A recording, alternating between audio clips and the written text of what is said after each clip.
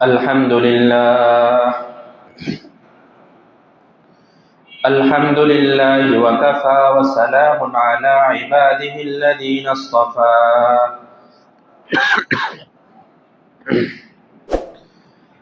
أما بعد فأعوذ بالله من الشيطان الرجيم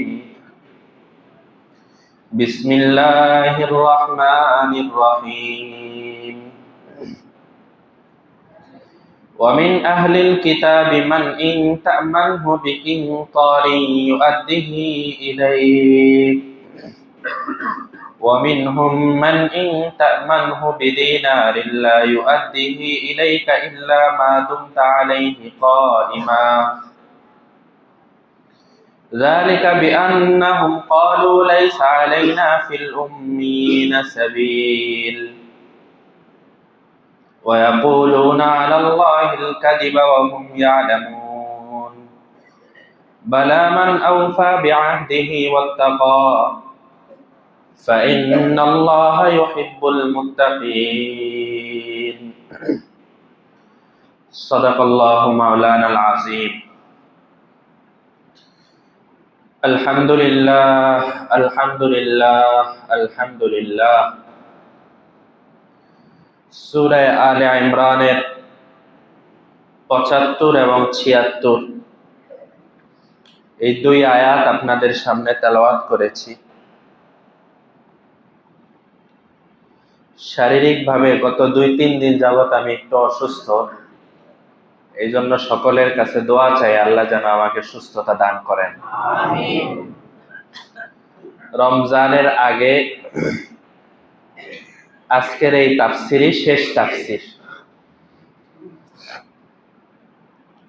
এই জন্য আয়াত সংশ্লিষ্ট কথাবার্তা একটু সংক্ষেপে আজকে শেষ করব ইনশাআল্লাহ। ৭৫ এবং ৭৬ এই দুইটা আয়াত একটা গুরুত্বপূর্ণ বিষয়ে কথা বলা হয়েছে। মদিনায় যারা ইহুদি ছিল, গত সপ্তাহে বলেছিলাম ইহুদিদের মধ্যে প্রায় ১২ জন গডফাদার ছিল, বড় নেতা ছিল। তারা মুসলমানের বিরুদ্ধে এই ষড়যন্ত্র করছে যে আমরা ১২ জন সকালবেলা গিয়ে মুসলমান হব, ২-৩ দিন পরে কাফের হয়ে যাব। সব মুসলমানের মনের ভিতরে একটা সন্দেহ সৃষ্টি হবে যে মনে হয় মুসলমান ধর্মটা ঠিক না, ইসলাম ধর্মের মধ্যে ভুল আছে। এই জন্য বড় বড় শিক্ষিতরা তারা মুসলমান হয়ে আবার কাফের হয়ে যাচ্ছে, তার মানে মুসলমান ধর্মের মধ্যে ভুল আছে। এই ষড়যন্ত্র ইহুদিরা করছে না? এটার তাফসীর আমরা গত সপ্তাহে করেছি। আজকেও ইহুদিদের ব্যাপারেই একটা কথা, কিন্তু সেটা একটা ভিন্ন বিষয়। ইহুদিদের মধ্যে প্রায় বলতে গেলে সবচেয়ে বড় যে লোকটা আলেম ছিল, ইহুদি ধর্মের আলেম সবচেয়ে বড়, ওই লোকটার নাম ছিল আব্দুল্লাহ, আর তার বাবার নাম ছিল সালাম। এই জন্য একসাথে মিলিয়ে আব্দুল্লাহ বিন সালাম এইভাবে তার নাম রাখা হয়েছে। আমাদের নবীজি একটা হাদিস বলছেন যে আব্দুল্লাহ নামটা আল্লাহর কাছে অনেক পছন্দনীয়। এই জন্য সাহাবায়ে কেরাম এমন ভাবে আব্দুল্লাহ নাম রাখা শুরু করছে যে এখন উনাদের বাপের নাম বলা ছাড়া এই কোন আব্দুল্লাহ এটা পার্থক্য করা যেত না।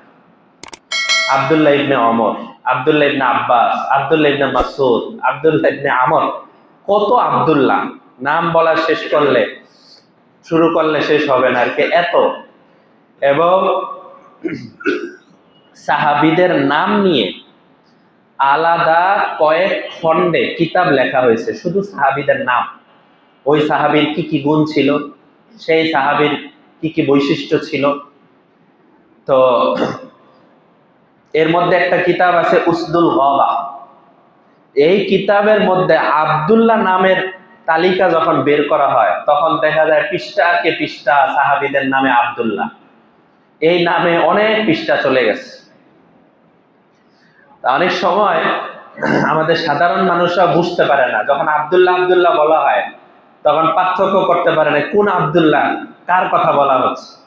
এই জন্য আমি আপনাদেরকে প্রত্যেকবারই চেষ্টা করি একটু ভাইঙ্গা দিতে, যে এখানে ওই আব্দুল্লাহর আলোচনা করা হচ্ছে। তো ইহুদিদের মধ্যে সবচেয়ে বড় যে লোকটা আলেম ছিল তার নাম কি? আব্দুল্লাহ। বাবার নাম কি? সালাম। এই আব্দুল্লাহ বিন সালাম, তার আলোচনা অনেক লম্বা, সেদিকে যাব না, তাফসীর এত লম্বা করার ইচ্ছা নাই। আব্দুল্লাহ বিন সালাম একদিন লম্বা কাহিনীর পরে নবীজির কাছে এসে উনি মুসলমান হয়ে গেছেন। ইহুদিদের সবচেয়ে বড় আলেম কিন্তু সে। নবীজি বললেন, তুমি যেহেতু মুসলমান হয়ে গেছো, তাহলে আমি একটা কাজ করতে পারি, তোমার মাধ্যমে আমি ইহুদি ধর্মদেরকে যারা, তাদেরকে মুসলমান হওয়ার দাওয়াত দিতে চাই। তো কিভাবে? নবীজি একদিন ইহুদিদের পাড়ায় গেলেন, যে জায়গায় শত শত ইহুদি আছে, ওখানে ইহুদিদের গ্রাম। ও জায়গায় গিয়ে একটা বাসায় তাশরিফ নিলেন, বসলেন। আর নবীজির পিছনে একটা পর্দা ছিল, এই পর্দার ভিতরে এই আব্দুল্লাহ বিন সালাম, সবচেয়ে বড় আলেম যে, তাকে ওই পর্দার ভিতরে ঢুকিয়ে রাখছে।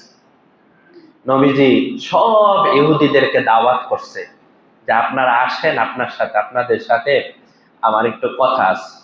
বললো ঠিক আছে, আসেন। তখন অনেক ইহুদিরা, তারা সবাই একত্রিত হয়েছে। নবীজি সবার সামনে জিজ্ঞেস করলেন, আচ্ছা, আপনাদের মধ্যে আব্দুল্লাহ বিন সালাম যে, তাকে তো দেখতেছি না, সে কিন্তু পিছনেই। তো নবীজি বলতেছেন, তাকে তো দেখি না। বলতেছেন হয়তো কোনো ব্যস্ততার কারণে আসে নাই, অন্যরা সবাই বলল। তখন নবীজি বললেন, লোকটা কেমন? আব্দুল্লাহ বিন সালাম লোকটা কেমন আপনাদের কাছে? তখন সবাই জবাব দিছে, সাইয়্যিদুনা ওয়াবনু সাইয়্যিদিনা খায়রুনা ওয়াবনু খায়রিনা। আব্দুল্লাহ বিন সালাম সে হলো আমাদের সর্দার, এবং আব্দুল্লাহ বিন সালামের বাবাও আমাদের সর্দার ছিল। খায়রুনা, আব্দুল্লাহ বিন সালাম আমরা সব মানুষরা মিলে যতটুকু ভালো গুণ অর্জন করছি, মানে আমরা সবাই মিলে যা ভালো, আব্দুল্লাহ বিন সালাম একাই আমাদের সব গুণ নিয়ে গেছে, সে একাই এত ভালো। ওয়াবনু খায়রিনা, এবং সে একা ভালো যে তা না, বরং তার বাবাও এরকম আমাদের মধ্যে সবচেয়ে ভালো ছিল। দুইটা কথা বললাম। তখন নবীজি বললেন, এই লোক যদি মুসলমান হয়ে যায়, যদি এই লোক মুসলমান হয়ে যায় তাহলে কি হবে? তখন এরা বলল যে জীবনেও কোনোদিন সে মুসলমান হইতে পারবে না, আপনার ধর্ম সে গ্রহণ করতে পারবে না। এ কথা বলার সাথে সাথে হযরত আব্দুল্লাহ বিন সালাম উনি পর্দাটা সরাইয়া বাইর হইয়া নবীজির দিকে ইশারা করে ঘোষণা দিলেন, আশহাদু আল্লা ইলাহা ইল্লাল্লাহ ওয়া আশহাদু আন্না মুহাম্মাদার রাসূলুল্লাহ। আমি সাক্ষ্য দিচ্ছি আল্লাহ এক, এবং যিনি তোমাদের সামনে বসা তিনি হলেন আল্লাহর পক্ষ থেকে একজন প্রেরিত রাসূল। তখন এরা সবাই মিলে জবাব দেয়, শাররুনা ওয়াবনু শাররিনা কবিহুনা ওয়াবনু কবিহিনা। আব্দুল্লাহ বিন সালাম হলো আমাদের মধ্যে সবচেয়ে নিকৃষ্ট, তার বাবাও আমাদের মধ্যে সবচেয়ে নিকৃষ্ট ছিল। আব্দুল্লাহ বিন সালাম সবচেয়ে লম্পট, চরিত্র খারাপ, আর তার বাবাও আমাদের মধ্যে সবচেয়ে চরিত্র খারাপ ছিল। মুহূর্তের মধ্যে কি শেষ। এরকম মানুষ আমাদের সমাজে নাই? সম্পর্ক যতদিন ভালো আছে, ওনার চেয়ে বড় ভালো মানুষ আর কেউ নাই। সম্পর্ক যখন খারাপ হবে, দেখবেন কি সত্য মিথ্যা বানায়া বোনায়া কি করতে থাকে, বলতেই থাকে। তো নবীজি বললেন, এই যে দেখো, মাত্র তোমরা বললা সাইয়্যিদুনা ওয়া ইবনু সাইয়্যিদিনা, আর এখন বলতেছো শাররুনা ওয়া ইবনু শাররিনা। এটা কেমন কথা? কত বড় মুনাফিকি, কত বড় মিথ্যা কথা। তো একবার এই আব্দুল্লাহ বিন সালামের কাছে একটা লোক, মুসলমানদেরই হবে অথবা অন্য কোনো ধর্মেরও হতে পারে, এক লোক 1200 উকিয়া, ওই জমানায় উকিয়া ছিল 1200 উকিয়া। এটার হিসাব এখন মিলানো কঠিন। এক উকিয়া সমান সমান হলো বর্তমান হিসাবে 120 গ্রাম রূপা। তাহলে 1200 উকিয়া সমান সমান কত হবে? 12,000 গ্রাম। 1200 হলে আর ওদিক দিয়ে 100 হলে 12,000 গ্রাম হবে না, বা এর চেয়েও বেশি হবে। আনুমানিক একটা ধরে নেন 12,000 গ্রাম রূপা, এই সমপরিমাণ কিছু সম্পদ, উকিয়া টাকা, ওই সময়ের টাকা, এগুলো হযরত আব্দুল্লাহ বিন সালামের কাছে এক লোক আমানত রাখছে। এই লোকটাই আবার একজন ইহুদির, আরেকজন ইহুদির কাছে, এই আব্দুল্লাহ বিন সালামও তো আগে ইহুদি ছিল, আরেকজন ইহুদির কাছে সে 1 টাকা, একটা দিনার মাত্র আমানত রাখছে। দুই ইহুদি, এক ইহুদি আগে ইহুদি ছিলেন, পরে মুসলমান হয়ে গেছেন, আরেক ইহুদি বর্তমানে ইহুদি আছেন। তো একজনের কাছে 1 টাকা, আরেকজনের কাছে 12,000 গ্রাম রূপা। ওয়ামিন আহলিল কিতাবি মান ইন তা'মানহু বিকিনতারি ইউআদ্দিহি ইলাইক। এই আয়াত এই ব্যাপারে নাযিল হয়েছে। আল্লাহ তাআলা বলেন, আহলে কিতাবদের মধ্য থেকে, ইহুদিদের মধ্য থেকে যারা নবীকে মেনে নিয়েছে, ইসলাম ধর্মকে মেনে নিয়েছে, তোমরা তাদেরও পরীক্ষা নাও। আর আহলে কিতাবের মধ্য থেকে যারা নবীজিকে মানে নাই, তোমরা তাদেরও পরীক্ষা নাও। পরীক্ষা নেওয়ার উপায় হলো বিকিনতর। তিনতর মানে হলো সম্পদের একটা স্তূপ, সম্পদের স্তূপ তোমরা আহলে কিতাবদের অর্থাৎ ইহুদিদের মধ্যে যারা মুসলমান হয়েছে তার হাতে দাও। তো ঠিকই এই 1200 উকিয়া তার হাতে দেওয়া হইল, আর আরেকজনের হাতে 1 টাকা দেওয়া হইল, 1 দিনার দেওয়া হইল। এবার আনুমানিক 1 মাস পার হয়ে গেছে। পার হয়ে যাওয়ার পরে একটু কিছু খারাপ আচরণ করছে, হালকা একটু কিছু মন্দ আচরণ করছে, মানে এই আমার টাকা এখনো দেও না কেন, কতদিন হয়ে গেল, এই জাতীয় এরকম কিছু কথা হয়তো হয়েছে। এবার আল্লাহ তাআলার বিধান, এবার যাও, দোনোজনেরই তো 1 মাস পার হয়ে গেছে, এবার দোনোজনের কাছে গিয়ে তুমি টাকা চাও। ইউআদ্দিহি ইলাইক। এই লোক আব্দুল্লাহ বিন সালামের কাছে গেছে, যাওয়ার পরে 12,000 গ্রাম রূপা, বা কিতাবের ভাষায় হলো 1200 উকিয়া, এই যা টাকা ছিল পাই টু পাই সমস্ত টাকা তার কাছে বুঝিয়ে দিস। আমার কাছে আমানত রাখছিলা, আমি আমার আমানত তোমাকে বুঝিয়ে দিলাম। ওয়ামিনহুম মান ইন তা'মানহু বিদিনার। আর একজনের কাছে 1 দিনার রাখা হয়েছিল, দিনার একটা স্বর্ণের টাকা। লা ইউআদ্দিহি ইলাইক। এবার তার কাছে গিয়ে যতই ওই টাকা চায়, আমি আপনার কাছে ওই টাকাটা আমানত রাখছিলাম, আমার টাকাটা দেন, টাকাটা দেন, এই কথা যতই বলতেছে, লা ইউআদ্দিহি ইলাইক, এই লোকটা ওই টাকা আদায় করতেছে না। পার্থক্য হয়ে গেল কিনা?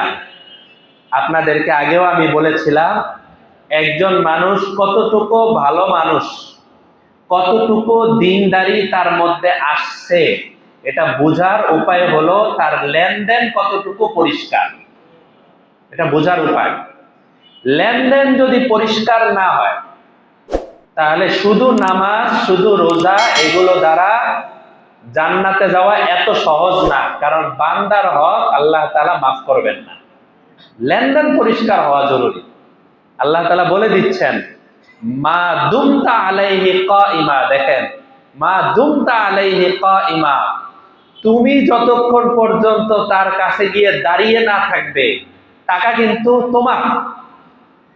তার দায়িত্ব তোমার টাকা তোমার হাতে বুঝিয়ে দেওয়া, কিন্তু তোমার গিয়ে প্রত্যেকবার দাঁড়িয়ে দাঁড়িয়ে থাকতে হবে, বলতে হবে ভাই আমার টাকাটা দেন, আমার টাকাটা দেন, আমার টাকাটা দেন। আসলে এখানে কি যেই লোক টাকা পাবে তার চাওয়ার জিম্মাদারি ছিল? যার দেওয়ার জিম্মাদারি সে কি করবে? এই টাকাটা দিয়ে দিবে। যখন সময় হয়ে গেছে তখন টাকা পৌঁছে দিবে। যদি কোনো কারণে দেরি হয়ে যায়, 1 মাস সময় নিয়েছিল, 1.5 মাস হয়ে যাচ্ছে, ফোন করে হোক, সাক্ষাতে হোক, একটু বলে নিবে যে ভাই আমি তো এটা করতে পারছি না, এখন আমি কি করতে পারি, আমাকে কি আর 1 মাস সময় দেওয়া যায় কিনা। শেষ। উনি সময় দিতে পারলে ভালো, কিন্তু আল্লাহ তাআলা মা দুমতা আলাইহি কাইমা, তুমি দাঁড়িয়ে থাকার আগ পর্যন্ত তুমি তার কাছ থেকে টাকা উদ্ধার করতে পারবা না। টাকা উদ্ধার করতে তো পারবা না, এটা তো টাকা তো দিবেই না, এটা তো একটা বিষয়। আবার কি বলবে দেখেন, এই জমানার সাথে মিলে কিনা ভালো করে খেয়াল করেন। আবার একটা কথা বলবে, টাকা তো দিবেই না, আবার একটা কথা বলবে, কি কথা? যালিকা বিআন্নাহুম ক্বালু লাইসা আলাইনা ফিল উম্মিয়িনা সাবিল। বলবে আরে যেই লোক আমার কাছ থেকে টাকা পায় এই লোক তো একটা উম্মি, এই লোক একটা মূর্খ, এই লোক একটা ছোট লোক, এই লোক একটা গরিব। সাবিল, এর টাকা দিতে না পারলে আমার কিচ্ছু করতে পারবে না। আছে না নাই? কেমনে কোরআনের মধ্যে 1400 বছর আগে এইসব চিত্র আল্লাহ তাআলা বলে দিলেন। এই জন্যই আপনাদেরকে আজকেও বললাম জুমার সময়, আরো বলছি যে কোরআন পড়েন, কোরআন বুঝেন, তাফসিরে নিয়মিত আসার চেষ্টা করেন। দেখবেন আমাদের সমাজের যত রোগ আছে এর ঔষধ এই তাফসিরের মধ্যেই পেয়ে যাবেন। কেউ যদি ওষুধ না খায় তাহলে তার রোগ ভালো হবে না। কিন্তু ঔষধ আমার বিতরণ করার জিম্মাদারি আমি গুনাহগারকে আপনারা দিয়েছেন। আপনারা দিয়েছেন বলেই এই যে তাফসির আয়াত আসতেছে, আর ঔষধ কিন্তু কি দেওয়া হয়ে যাচ্ছে, সব আছে। লাইসা আলাইনা ফিল উম্মিয়িনা সাবিল। এই টাকা দেওয়া আমাদের জন্য কোনো জরুরি না। এত উম্মি, গরিব, এক ছোট লোক, আমার পাওয়ার বেশি, আমার ক্ষমতা বেশি, আমি টাকা না দিলে সে কিছুই করতে পারবে না। এক ধরনের টাকা পাওনা আছে, আপনি তার কাছ থেকে টাকা নিয়েছেন এরপরে টাকা দেন না, এই ধরনের মানুষের তো অভাব নাই। আবার অনেক মানুষ আছে সহায় সম্পত্তি বন্টন করে না ঠিক মতো, এরাও কিন্তু তার মধ্যে। সহায় সম্পত্তি যার যার যা পাওনা আছে, যা পাওনা, এই সমস্ত পাওনাগুলো বাবা মারা যাওয়ার পরেই পাওনাগুলো আলাদা হয়ে যাবে। ভাইয়েরা যতটুকু পাওনা ততটুকু দেওয়া হবে, বোনেরা যতটুকু পাওনা ততটুকু দিয়ে দেওয়া হবে, প্রত্যেকেরই প্রত্যেকের মতো পৌঁছে দেওয়া হবে। এরপর যদি কোনো ভাই বলে যে আমার জমি লাগবে না, তোমার ঘরে দিয়ে দিলাম, ভালো। যদি কোনো বোন বলে আমার জমি লাগবে না, ভালো, দিয়ে দিছেন। কিন্তু প্রথম ভাগ বাটোয়ারাটা প্রত্যেকের মধ্যে প্রত্যেকে দিয়ে দেওয়াটা এটা জরুরি। প্রত্যেকে প্রত্যেকের মতো ভাগ করে নিবে। এরপর কেউ যদি হাদিয়া দেয় সেটা ভিন্ন কথা। কিন্তু আমাদের সমাজে হাদিয়া বা ভাগ বাটোয়ারা ওগুলা তো সব পরে, প্রথমেই বোনরা তো সবাই মাইনাস হয়ে যায়, না এরা কেউ জমি পাবে না, জমি পাইলে আমাদের বাড়িতে আসতে পারবি না, ইত্যাদি ইত্যাদি কত ধরনের কথা বলা হয়। ভাইদের মধ্যে যদি কেউ দুর্বল থাকে, এই মানে তুলনামূলক অন্যদের তুলনায় দুর্বল অথবা ছোট ছিল, ছোট অবস্থায় তার বাবা মারা গেছেন, তো বড় ভাই জমিগুলো খাচ্ছে, ছোট ভাইয়ের ছোটকাল থেকে বড় ভাই দেখাশোনা করছে, এখন ছোট ভাইকে বুঝায় দেয় না। হ্যাঁ, দেখাশোনা করলে যদি আমার বিনিময় নিতে হয় সেই বিনিময় পরিষ্কার থাকবে, যে আমি তোর দেখাশোনা করছি, আমার এটা বিনিময় লাগবে বা এসে সেটা পরিষ্কার থাকবে, দুইজনের কথাবার্তা পরিষ্কার থাকবে, লেনদেনের মধ্যে কোনো অস্পষ্টতা রাখা যাবে না।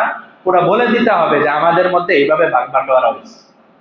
আমাদের উস্তাদদের উস্তাদ হযরত মাওলানা মুফতি তাকি উসমানী দামাত বারাকাতুহু, উনি বলছেন যে ওনার আব্বা বড় তাফসিরের কিতাব তাফসিরে মারিফুল কোরআন এটার লেখক। ওনার আব্বা যখন মারা যান, মারা যাওয়ার পরে তকি উসমানী সাহেবের একজন শায়েখ আব্দুল্লাহ আরিফি উনি আসছেন ওনার আব্বার জানাজায়। তো জানাজায় আসার পরে, এটা আমি আপনাদের বলছি না যে আপনারা সবাই এটার উপরে আমল করতে হবে, কিন্তু শিক্ষণীয় বিষয়, এটা বোঝানোর জন্য বলছি। ওনার উস্তাদ শায়েখ আসছেন, বাবার জানাজায় হাজির হবেন। তো তকি উসমানী সাহেব সহ ওনারা কিছু নাস্তা পেশ করছেন ওনার সামনে। তো উনি তখন জিজ্ঞেস করছেন যে আমি তো এই নাস্তা খেতে পারবো না, আমি তো এই নাস্তা খাওয়া ঠিক হবে না। ওরা কেন হযরত খাবেন না কেন? এই নাস্তা তোমার আব্বার কিনে যাওয়া না? হ্যাঁ। এই নাস্তার মধ্যে তো তোমাদেরও হক আছে, তোমাদের বোনদেরও হক আছে, তুমি আমাকে এককভাবে এই নাস্তা কেন খাওয়াচ্ছ? পরে উনি জবাব দিচ্ছেন, হযরত আমার ভাগ্যের মধ্যে মিরাসের সম্পত্তি যেটা বন্টন হবে ওখান থেকে আপনাকে নাস্তা খাওয়াচ্ছি। পরে বলছে, হ্যাঁ সবাই থেকে একটু বলে নাও। সবাই থেকে বলছেন, এরপরে খানা খাইছেন। তো আল্লাহওয়ালা যারা হন, আমাদের উস্তাদের উস্তাদ তকি উসমানী সাহেব এই ঘটনা বলেন, উনি বলেন আল্লাহওয়ালা যারা হন, যারা চান যে আমার রক্তের মধ্যে একটা ফোঁটাও যেন হারাম না ঢুকে, অন্য কারো সম্পত্তি যেন না ঢুকে, এটার জন্য ওনারা সর্বাত্মক চেষ্টা করেন। এবং এই জমানাও এরকম বহু মানুষ আছে, বহু যারা আল্লাহওয়ালাদের সাথে সম্পর্ক রাখেন, সম্পত্তি বা সম্পত্তির মতো টাকা পয়সা যে যার পাবে তার মতো করে ভাগ বাটোয়ারা হয়ে যাবে। এরপরে যদি কারো কোনো মনে চায়, ইচ্ছা হয়, সেটা ভিন্ন কথা। কিন্তু আমার কাছে যতটুকু মনে হয়, যদি ভাগ বাটোয়ারা আকারে দিয়ে দেওয়া হয়, তাহলে এরপরে আবার সে হাদিয়া দিয়ে দিবে, এমন মানুষ সমাজে তেমন নাই।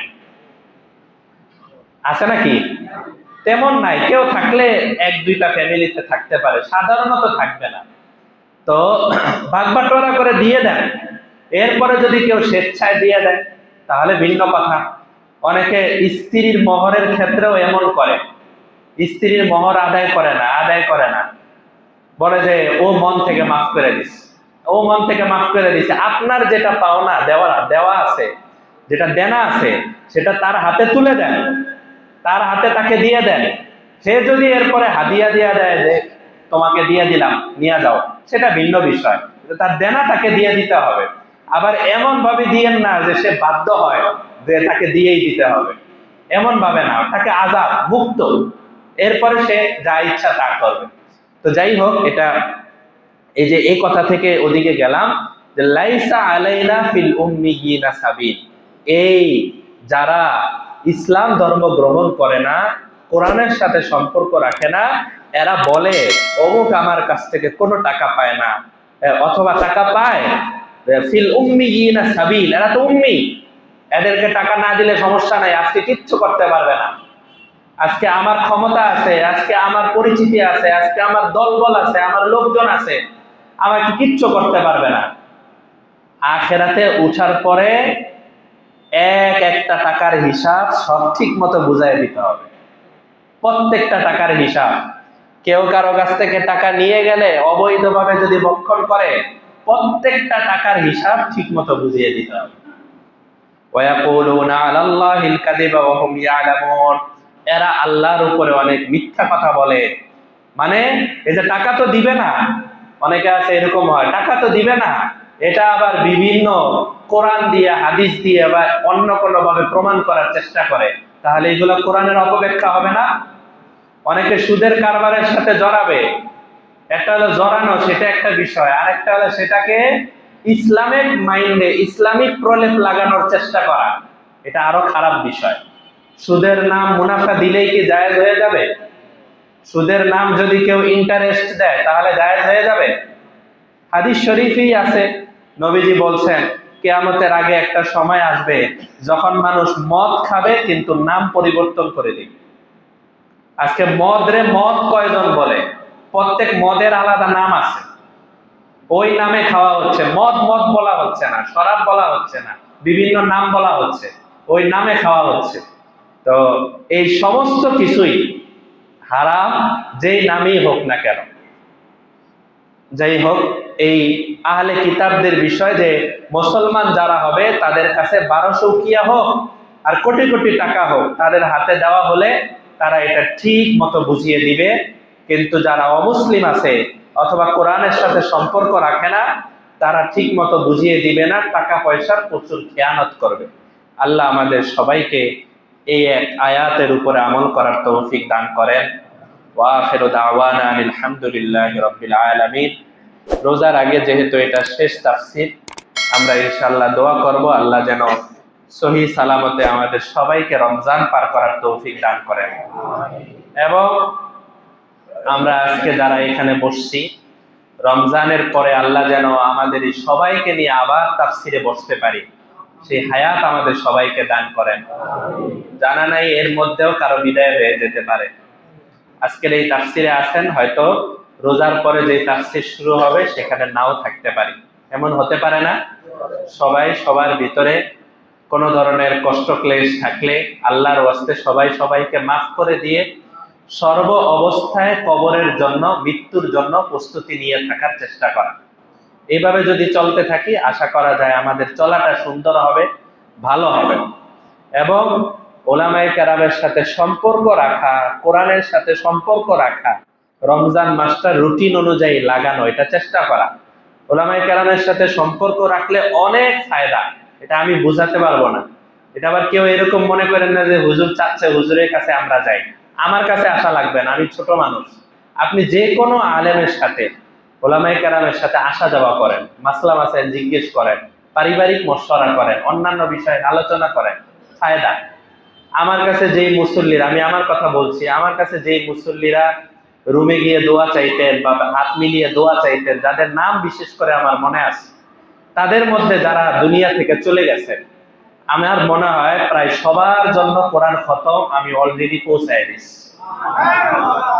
এবং এই রমজানের মধ্যেও ইনশাআল্লাহ আমি চেষ্টা, নিয়ত আছে, রমজানের মধ্যেও আমি যাদের পক্ষে সম্ভব, আমার নাম মনে আছে, আমার নাম মনে নাই সবার জন্যই, বিশেষভাবে যাদের প্রতি, যারা আমার কাছে দোয়া চাইতেন আজকে দুনিয়াতে নাই, আমি তাদের জন্য রমজান মাসেও এক খতম করলে 70 খতমের সওয়াব পাওয়া যাবে না? আমার ওই মুসল্লি ভাইরা, ওনারা যদি কবরে আমার পক্ষ থেকে 70 খতম কোরআন পায়, তাহলে আমার প্রতি কি পরিমাণ খুশি হবে। হুজুরের কাছে শুধু দোয়া চাইতাম, দোয়া করলেই তো যথেষ্ট ছিল, কিন্তু হুজুর আমাদের জন্য কোরআন খতম পাঠাচ্ছেন। আখেরাতে যদি উঠি, তারা কি আমার জন্য দোয়া রাখবেন না, খুশি হবেন না? ঠিক আমরা যতদিন আছি, যতদিন থাকবো, যতদিন হায়াতে থাকবো, আমরা এরকম সম্পর্ক কায়েম করব ওলামায়ে কেরামের সাথে, যে দুনিয়া থেকে চলে গেলেও যেন ওনারা আমাদের জন্য দোয়া জারি রাখেন, ওনারা আমাদের জন্য তেলাওয়াত জারি রাখেন, তাহলে দুনিয়াতেও ফায়দা, আখেরাতেও ফায়দা। আল্লাহ আমাদের সবাইকে এই কথাগুলো সহিভাবে বুঝার তৌফিক দান করেন। ওয়া আখিরু দাওয়ানা আনিল হামদুলিল্লাহি রাব্বিল আলামিন।